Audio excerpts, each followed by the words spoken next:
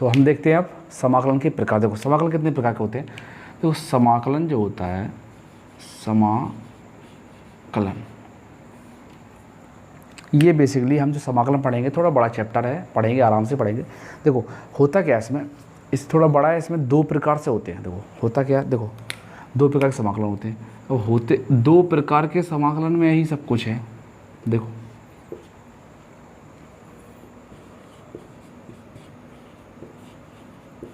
अनिश्चित समाकलन और एक होता है निश्चित समाकलन। ये दो होते हैं, एक अनिश्चित समाकलन, एक निश्चित समाकलन। अब ये निश्चित अनिश्चित होता क्या है, इसलिए जब हम अनिश्चित का प्रयोग करते हैं इसमें कोई लिमिट नहीं दी होती है, तो इसलिए अनिश्चित होता है। निश्चित जैसे नाम से लगा अनिश्चित, जो निश्चित ना हो, फिक्स ना हो, तो मतलब इसमें कोई सीमा ही नहीं होती है, लिमिट ही नहीं होती है। और जहाँ लिमिट दी होती है वो होती है निश्चित समाकलन। तो देखो इसका प्रयोग कहाँ करते हैं, निश्चित का हम साधारण जैसे भी बताया था मैंने, कोई भी फलन हो उसमें जैसे हम लिख देते हैं, मान लो कोई फलन है y बराबर या i बराबर, जैसे हमने लिखा था i बराबर fx dx। ये क्या हुआ, एक अनिश्चित समाकलन है, इसमें कोई लिमिट नहीं दी गई। अगर यही समाकलन में ऐसा होता i बराबर a से b fx और dx, तो ये क्या हो जाता है, ये हो जाता है निश्चित समाकलन। निश्चित क्यों हो जाता है, क्योंकि इसके x के मान फिर क्या हो जाएंगे। इस प्रकार के सवालों में क्या करते हैं, हम समाकलन करते हैं, फिर x के मान रखते हैं। x के मान कहाँ से रखते हैं, a और b के बीच के रखते हैं, इसलिए a और b के बीच फिक्स हो गया, इसलिए बोल देते हैं निश्चित समाकलन। और इसमें x का मान कुछ रखना नहीं होता है, ये अनिश्चित होता है, कुछ भी मान आ सकता है। देखिए तो अनिश्चित समाकलन, निश्चित समाकलन। अब अनिश्चित समाकलन तीन प्रकार के होते हैं।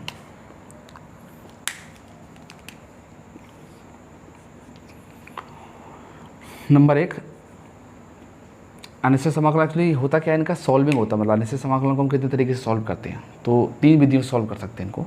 तो नंबर एक जो विधि होती है वो क्या होती है, देखो समाकलन दो प्रकार के हो गए। अब अनिश्चित समाकलन जो होता है उसकी तरीके सॉल्व करने की तीन विधियाँ होती हैं, इसके तरीके की करने की दो विधियाँ होती हैं। तो इसी तीन देख लेते हैं। पहले प्रतिस्थापन विधि,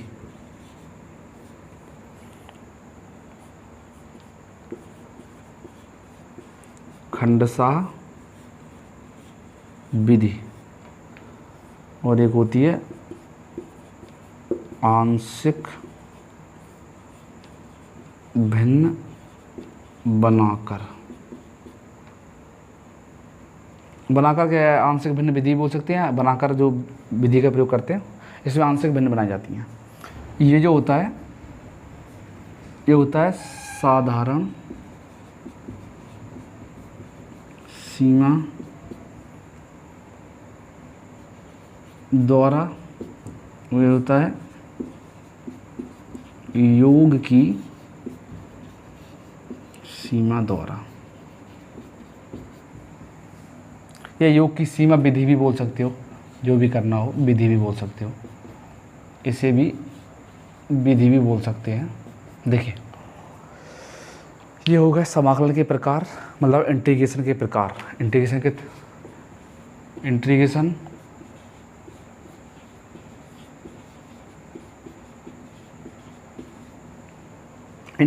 इंटीग्रेशन दो, अनिश्चित और निश्चित। अनिश्चित कितने प्रकार के, तीन प्रकार के, और निश्चित कितने प्रकार के, दो प्रकार के।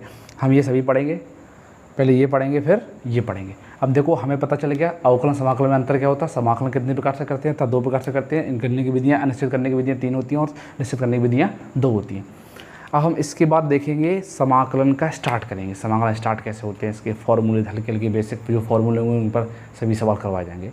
मतलब बिल्कुल बेसिक से पढ़ेंगे, मतलब जिसको अगर समाकलन बिल्कुल नहीं आता, जिसको जीरो से नहीं आता, वो समाकलन जानता नहीं है, तो वो समाकलन का डर अपने मन से निकाल देगा बिल्कुल आज से।